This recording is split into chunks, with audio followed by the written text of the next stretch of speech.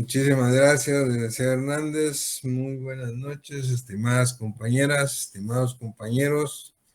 Vamos a dar inicio a la sesión de clase programada para la noche de hoy. Estamos, como les decía, en la recta final de nuestro programa.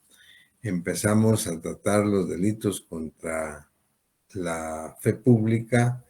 Y dentro de ellos, después de haberles dado una explicación de el bien jurídico tutelado, nos referimos específicamente a la falsedad en la moneda. Hoy tenemos dos puntos específicos en nuestra agenda, uno de superlativa importancia que se refiere a la falsificación de documentos, a la falsedad en documentos, y luego a la falsedad de sellos y timbres y especies fiscales. Les decía que es muy importante, dado lo que les expuse como ejemplo y anécdota lamentable en la sesión pasada, que nos había pasado en cuanto estábamos llevando nuestro primer caso de práctica civil en el bufete popular. Obviamente la señora esta anciana que llega con un profesional del derecho que no era de su confianza, sino la confianza del otro, del que le iba a arrendar, pero llegaron por hacer una escritura, un contrato de arrendamiento, y resultó que este ingrato profesional lo que hizo fue un contrato de compraventa. Imagínense qué grave actitud que jamás se puede esperar uno de un profesional. Y por eso es que lo mencionábamos como un grave ejemplo de la gran responsabilidad que nosotros tenemos. Pero lo traigo a cuenta porque lo que se dio ahí no es ni más ni menos que una falsificación documental, que es lo que vamos a tratar el día de hoy, la falsificación documental. Para esto, pues, en principio lo que tenemos que tener claro qué entendemos por documento y qué clases de documentos hay. La verdad es que cuando en términos pues muy generales y muy amplio, pues nosotros hablamos de documentos, lo que pensamos es en un papel. Eso es lo que todos entendemos. Cuando hablamos de documento, pues nos imaginamos un papel.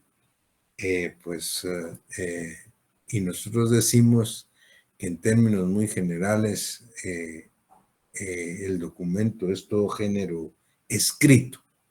Sin embargo, pues creemos que una concepción mucho más técnica, mucho más acabada y mucho más amplia de lo que es, de lo que debemos considerar un documento, es toda declaración materializada que posea un contenido jurídico. Esto es mucho más amplio. Toda declaración que posea, pues, de alguna manera un contenido jurídico. Y esto regularmente se va a dar en un papel, regularmente, pero no necesariamente puede ser solo así. Es decir, en nuestro libro nosotros les comentamos y les hablamos de que esto podría darse también admitiendo como un tipo de documento el soporte de ese contenido jurídico, no solo en papel, sino en una cinta magnética, por ejemplo, en una placa fotográfica, en un soporte fonográfico, incluso ahora podemos decir en algún cassette o en algún disco compacto. Es decir, también podríamos, en términos muy amplios, llamarles documento. Pero en todo caso, lo que queda claro que el documento es toda declaración materializada que posee un contenido jurídico y que en términos muy generales, dado nuestro medio de cultura jurídica, se está generalmente pues calcado en un papel escrito, y ese es un documento. Ahora la pregunta es, ¿qué clase de documentos conocemos? Y dada la explicación que dábamos en la sesión anterior, cuando les leía una interpretación auténtica que hace el artículo 1, inciso segundo de las disposiciones generales del Código, cuando habla de lo que son, quiénes son funcionarios públicos. Y les leía también que dentro de ellos está el notario público, como un tipo de funcionario público que actúa en nombre del Estado. De ahí podemos también advertir que básicamente nosotros entendemos dos clases de documentos: los documentos públicos y los documentos privados. ¿Cuáles son unos y cuáles son otros? Los documentos públicos, en atención a lo que hemos expuesto, son aquellos expedidos por funcionario o empleado público, es decir, pues aquellos que tienen funciones dentro de la administración pública. Dijimos y leímos que de acuerdo al Código Penal nuestro, funcionario público es quien por disposición de la ley, por elección popular o por legítimo nombramiento ejerce cargo o mando, jurisdicción o representación de carácter oficial. Pero también dijimos en aquella oportunidad, en la última sesión que tuvimos, que el notario, el profesional del derecho, que es un notario público, también se considera como un funcionario público que actúa en nombre del Estado en atención a un espaldarazo que le da a través de la fe pública notarial para que pueda el notario en nombre del Estado autorizar actos y contratos. De tal manera que también esos actos o contratos que materializa en un documento el notario debe considerarse un documento público. Por ejemplo, una escritura. Cuando un notario hace el contrato de compraventa de una casa o de arrendamiento, tal y como el caso que les comentaba, ¿dónde se hace? Lo hace en su protocolo. Y su protocolo obviamente es un papel especial que emite el Ministerio de Finanzas para que pueda el notario público pues faccionar sus escrituras. Esas escrituras públicas son documentos públicos, pero no necesariamente las escrituras. Un notario puede pues levantar un acta notarial para dar fe de una circunstancia de un acto en papel bond, pues, papel simple. Y eso también es un documento público, porque el notario obviamente pues lo está avalando en su carácter de notario en ejercicio de la profesión. Y sencillamente podemos decir que incluso podríamos tomar como un documento público también una simple acta notarial de legalización de firma, donde un notario pues legaliza como auténticas las firmas que se han puesto en presencia de él. Esos son dos tipos de documentos públicos. Contrario censo, en sentido contrario, ¿qué entendemos o qué debemos entender por documentos privados? Los documentos privados son aquellos que no hacen los funcionarios, que no tienen nada que ver los funcionarios de ninguna naturaleza. Son aquellos documentos que se hacen entre las personas, entre los particulares. Estos son documentos privados. Es decir, un particular le vende a otro, les decía, por ejemplo, un escritorio, un libro, cualquier cosa. y hacen un documento entre ellos, desde compraventa, pues, donde uno le vende al otro el escritorio y el otro por tanto dinero se lo compra.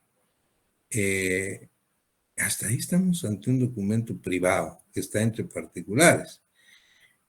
Vale la pena tal vez hacer una reflexión. ¿Qué pasa cuando las personas comunes y corrientes piden la ayuda o los servicios de un notario para que haga un documento simple, en papel bond, de la compraventa de ese escritorio, pero sin firmas legalizadas siquiera, sin ninguna firma, sencillamente porque ellos no saben escribir o no pueden escribir bien?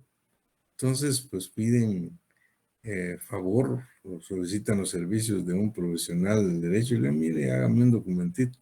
Pues se hace, el notario hace el documento, pero sin ni siquiera autenticar las firmas, legalizarlas. Eso sería un documento privado. O sea, el documento privado es porque guarda, es un documento que guarda pues relación entre dos particulares, aun y cuando lo ha hecho un profesional, pero no tiene ningún aval de este profesional. En el momento en que él legaliza las firmas o le da forma legal y lo firma y sella, pues dando fe de que es auténtico o que fue en su presencia, eso ya es un documento público. Así es que documento privado, pues son aquellos que se realizan entre particulares. También los documentos privados que pueden equipararse a documentos públicos son aquellos títulos de crédito, o sea, que pueden ser transferibles, por ejemplo, un cheque. Un cheque es un documento privado, pero cuando se emite y en sí, pues constituye un título de crédito, pues al portador, pues esto también podría tener la característica de un documento público. Pero en todo caso, de manera muy sencilla, los documentos privados se llevan a cabo entre particulares.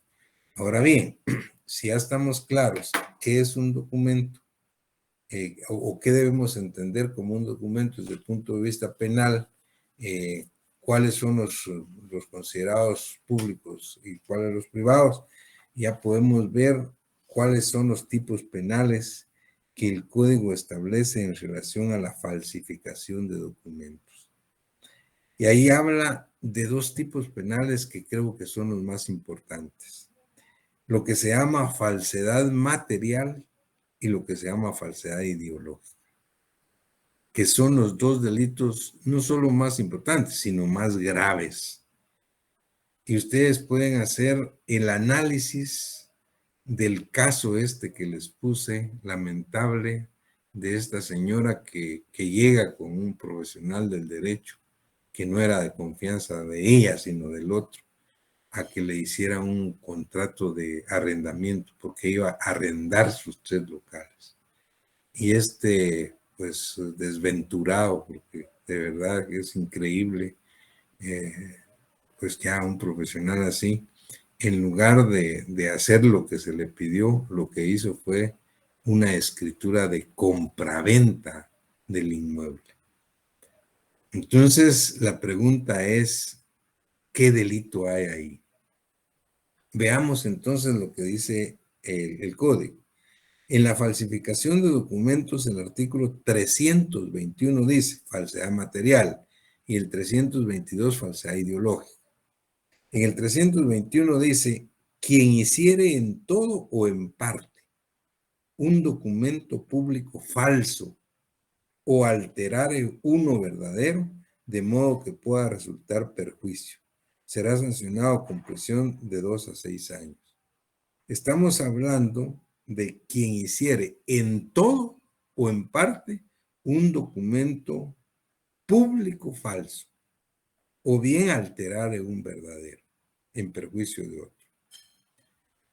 Eso se llama falsedad material, pero veamos la falsedad ideológica del 322. En 322 dice falsedad ideológica, quien con motivo del otorgamiento autorización o formalización de un documento público, insertare o hiciere insertar declaraciones falsas concernientes a un hecho que el documento debe probar, de modo que pueda resultar perjuicio. Será sancionado con prisión de 2 a 6 años. Frente a esos dos tipos penales, ¿qué pasa si yo les preguntara en el caso que desafortunado que les comentaba como anécdota, qué clase de delito se dio ahí? ¿Qué delito cometió el notario el profesional del derecho? Fíjense que, y es lo que comúnmente se da, ahí si ustedes hacen un análisis, podríamos hablar de un concurso de delitos, es decir, un concurso ideal de delitos, de falsedad material y falsedad ideológica. ¿Por qué hay falsedad material? Porque hizo hacer en todo ese o en parte un documento público falso. El documento público que hizo en todo, obviamente que fue falso. A él lo que le solicitaron que hiciera era un contrato de arrendamiento. Y luego lo que hizo fue una compraventa. Imagínense ustedes. Entonces, el documento público que hizo, pues en todas sus partes, era falso. Pero también si ustedes se dan cuenta, él otorgó y autorizó como notario la formalización de un documento en el que hizo insertar declaraciones falsas concernientes a un hecho que el documento debía comprobar. A él lo que le dijeron fue que iban a arrendar y él lo que consignó era que era una venta. O sea, obviamente que hay una falsedad ideológica también, concurriendo con una falsedad material. Entonces les decía que estos dos delitos, la falsedad material y ideológica, son los más graves y los más importantes, los que regularmente pues más incidencia vamos a ver que tienen en nuestros tribunales de justicia. Luego el 323 ya habla de falsificación de documentos privados, porque la falsedad material y falsedad ideológica se está refiriendo a documentos públicos. Ahora, la falsificación de documentos privados. Dice el 323, quien en documento privado cometiere alguna de las falsificaciones a que se refieren los dos artículos anteriores. O sea, si la falsedad material o la falsedad ideológica se lleva a cabo en un documento privado entre particulares sin ningún tipo de legalización, eso es un típico delito de falsificación de documento privado. Luego, el 324 habla de la equiparación de documentos. Cuando los hechos previstos en los dos primeros artículos, o sea, en la falsedad material y la falsedad ideológica de este capítulo, recayeren en títulos de crédito nominativos o a la orden, o en letras de cambio u otros títulos transmisibles por endoso, el responsable será sancionado en los respectivos casos con la pena que los mismos artículos establecen. O sea, se llama equiparación de documentos porque son documentos públicos, donde hay una falsedad material o una falsedad ideológica, pero esos documentos específicamente son una letra de cambio o un título transmisible por endoso, un cheque, por ejemplo. Luego el artículo 325 se refiere al uso de documentos falsificados, porque aquí estamos hablando de que en el 321, 22, 23, la falsedad material, ideológica o falsedad en documentos, es el sujeto activo ha participado en esa falsificación. Y tiene que quedar claro, aquí el elemento subjetivo del delito es eminentemente doloso. Aquí no podemos hablar de culpa, no podemos hablar de imprudencia, de impericia, negligencia. No, estos son delitos graves, eminentemente dolosos, donde el sujeto activo ha actuado con voluntad y conciencia de cometer el delito, con mala fe. Pero una cosa es el que haya participado en la elaboración de estos documentos falsos. Pero puede ser que una persona no haya participado en la elaboración, pero sí los utilice sabiendo que son falsos. No lo falsificó él. Él sabe que son falsos y los pone en circulación. Esto es lo que se llama uso de documentos falsificados y lo establece el 325. Dice, quien sin haber intervenido en la falsificación hiciere uso de un documento falsificado a sabiendas de su falsedad, o sea, el dolo específico, él sabe que es falso, será sancionado con igual pena a la que correspondiera el autor de la falsificación. Y luego el 326 se refiere a un tipo penal muy específico, que es la falsedad en certificado. Y la verdad es que esto se refiere a cualquier certificado que pudiera ser falso. Pero aquí específicamente la connotación que le dio el legislador es especialmente para los certificados médicos, que son los más comunes en este tipo de cosas. Cuando la gente, pues, para evadir un compromiso o para justificar una ausencia incluso de trabajo, va a buscar un profesional de la medicina y le dice que necesita que le haga un certificado médico, que es falso, para decir que estuvo enfermo, qué sé yo. El tipo penal del 326 es muy claro, dice falsedad en certificado, y oigan lo que dice.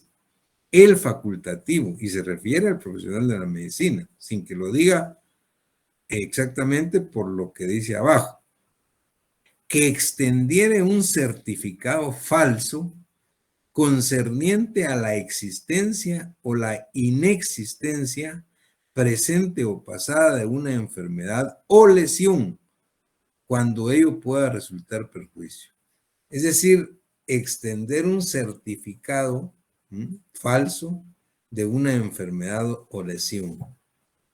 Entonces, cuando hablan del facultativo, por supuesto que se está refiriendo específicamente a un profesional de la medicina, que es lo más común, como les decía, que sean los certificados falsos. Es más, la pena acá la verdad no es grave, es muy leve.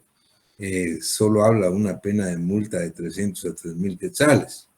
Y esto porque obviamente en el año 73, cuando se emitió el código, esta era una cantidad pues, muy significativa, ahora ya no. Pero pues el artículo, el tipo no se ha modificado de delito y así se mantiene. Y luego el 327 que habla de la supresión, ocultación o destrucción de documentos. Aquí ya no habla de falsificar documentos. Habla de suprimir, de destruir o de ocultar. Pero lo importante es acá que es destruir, ocultar o suprimir un documento verdadero, no falso. Quien destruya, dice, oculte o suprima en todo o en parte un documento verdadero de la naturaleza de los especificados en este capítulo será sancionado con las penas señaladas en los artículos anteriores. En igual sanción incurrirá quien con ánimo de evadir la acción de la justicia realizare los hechos a que se refiere el párrafo anterior sobre documentos u objetos que constituyan medios de prueba. Esto, como les digo, ya no estamos hablando de un tipo penal que se refiera específicamente a la falsificación, sino a la supresión o ocultar un documento. Muy bien, esto es todo lo que dice el código respecto de la falsificación de documentos. Reitero, los más importantes son los más graves también, es la falsedad material y la falsedad ideológica. Y luego, pues, tenemos la falsificación de sellos, papel sellado, sellos de correos, timbres y otras especies fiscales. La verdad es que los sellos postales o de correos, pues, ya quedaron en desuso. Pero pues acá se trata de falsificar cualquier tipo de sellos, sellos de hule incluso, sellos oficiales. Nosotros los profesionales del derecho, como otros profesionales, pues usamos nuestro sello personal de acuerdo a nuestra profesión. Cuando firmamos un documento, pues siempre estamos pues poniendo nuestro sello. Entonces serían sellos, pero también se refieren a los timbres o especies fiscales, que es lo más delicado y lo más grave. La falsificación de sellos y papel sellado y timbres fiscales, 328. Quien falsificare sellos oficiales, papel sellado, estampillas de correo, timbres fiscales o cualquier otra clase de efectos sellados o timbrados cuya emisión esté reservada a la autoridad o controlada por esta o tenga por objeto el cobro de impuestos. Será sancionado con prisión de 2 a 6 años. Igual sanción se aplicará a quien a sabiendas los introdujera al territorio de la República. O sea, una cosa es participar en la falsificación de sellos, papel sellado y timbres, y otra cosa es introducirlos a la República. Pero de cualquier manera, sin haber participado, pero si se introduce a la República sabiendo que son falsos, también se comete el delito. Como les decía, pues regularmente esto pues, se da especialmente en timbres y especies fiscales que elabora o autoriza su elaboración el Ministerio de Finanzas Públicas y de los cuales los notarios hacemos mucho uso de eso para pagar impuestos. En las escrituras que nosotros autorizamos de los contratos de compraventa, por ejemplo, de inmuebles, cuando extendemos el primer testimonio lleva pues en timbres fiscales el monto del impuesto que hay que pagar. Puede ser que se falsifique este tipo de especies. El 329 se refiere a la falsificación de billetes de lotería. Esto está muy específico. ¿Verdad? Quien falsificara billetes de lotería debidamente autorizados o alterara billetes verdaderos. Igual sanción a quien a sabiendas los introdujera al territorio. Esto es muy específico. Por ejemplo, valga la propaganda para la Lotería de Santa Lucía, que colabora con los no videntes, pero se refiere específicamente a ese tipo de billetes de lotería que alguien los pueda falsificar o pueda hacer uso o mal uso de ellos. El 330 se refiere a falsificación de placas y distintivos de vehículos, por ejemplo, las placas o las calcomanías de los carros. Quien falsificare placas u otros distintivos para vehículos que las autoridades acuerdan para estos, o alterare verdaderos, o sea, falsificar o alterar. Y ese es quien participe como autor en la elaboración. Pero luego puede hacer que la misma sanción también será a quien a sabiendas usare placas o distintivos sabiendo que son falsos y los use en sus vehículos. Esto es específico entonces para las placas y distintivos de vehículos. El 331 se refiere a la falsificación de contraseñas. Quien falsificare marcas, contraseñas o firmas oficialmente usadas para contrastar pesas o medidas, identificar cualquier objeto o certificar su calidad, cantidad o contenido. Igual sanción a quien aplique marcas o contraseñas legítimas de uso oficial a objetos o artículos distintos de aquellos a que debieron ser aplicados. Y luego, pues, finalizamos con el 332, que se refiere específicamente al uso de sellos y otros efectos inutilizados. Dice: quien hiciere desaparecer de cualquiera de los sellos, timbres, marcas o contraseñas el signo que indique haber ya servido o sido utilizado para el objeto de su expedición o fuere nuevamente utilizado. Igual sanción se aplicará, o sea, de 200 a 2,000 quetzales, a quien a sabiendas usare o hiciere usar, pusiere en venta los efectos inutilizados a que se refiere el párrafo que precede. Esto es específicamente tal vez para los timbres fiscales. Les comentaba hace un momento que nosotros los notarios en ejercicio, cuando autorizamos un contrato de compraventa, por ejemplo, al primer testimonio le pegamos, en el primer testimonio se pagan los timbres del impuesto sobre la renta. Y obviamente se trata de venta de inmuebles, esto es caro, pues, y la cantidad de timbres son bastantes. Estoy hablando, pueden ser de 10, 20, 50,000 quetzales, qué sé yo, incluso en timbres. Y lo que se hace es que los notarios compramos estos timbres fiscales en finanzas o expendios de finanzas y se les pegan al primer testimonio. Y luego nosotros hablamos de que esos timbres, una vez que estén bien pegados, hay que matarlos. Es una expresión para, como que dice, inutilizarlos. ¿Cómo se hacen? Poniéndoles el sello, el mismo sello profesional nuestro, el de uno, pues se lo pone a los timbres. Así se va el testimonio al registro de la propiedad. Una vez se registra, se le entrega al cliente.